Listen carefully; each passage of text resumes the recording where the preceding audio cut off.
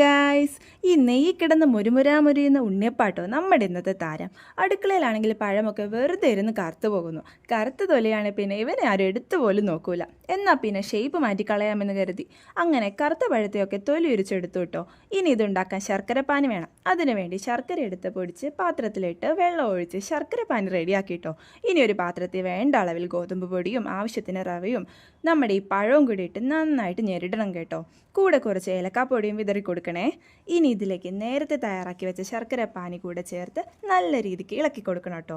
അപ്പോൾ ഇതാണ് കേട്ടോ നമ്മുടെ ഉണ്ണിയപ്പം മാവിൻ്റെ പരുവം. ഇനി നമ്മുടെ ഉണ്ണിയപ്പത്തിന് കുറച്ചുകൂടെ ടേസ്റ്റ് കിട്ടാൻ വേണ്ടിയിട്ട് കുറച്ച് തേങ്ങാക്കൊത്തൊക്കെ എടുത്ത് നെയ്യിലിട്ട് ബ്രൗൺ കളർ ആവുന്നത് വരെ മുരിച്ചെടുക്കണം കേട്ടോ. ഇനി നമുക്കിത് നമ്മുടെ മാവിലിട്ട് നല്ല രീതിക്ക് മിക്സ് ചെയ്യാം. ഇനി ഒരു ഉണ്ണിയപ്പ ചട്ടി എടുത്ത് അതിൻ്റെ ഓരോ കുഴിയിലും ഇതുപോലെ നെയ്യിട്ട് കൊടുക്കുക.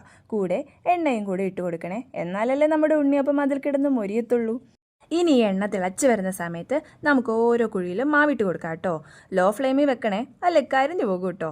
ഇനി തിരിച്ച് മറിച്ചൊക്കെ ഇട്ട് കൊടുത്ത് ബ്രൗൺ കളർ ആകുമ്പോഴേക്കും നമുക്ക് കോരി മാറ്റാം കേട്ടോ. അപ്പതേ നമ്മുടെ സംഭവം ഇവിടെ റെഡി ആയിട്ടുണ്ട് കേട്ടോ. അടിപൊളി ടേസ്റ്റാട്ടോ. നിങ്ങളൊന്ന് ട്രൈ ചെയ്ത് നോക്കണേ. അപ്പം അത്രേ ഉള്ളൂ ഗായ്സ്. ടാറ്റാ.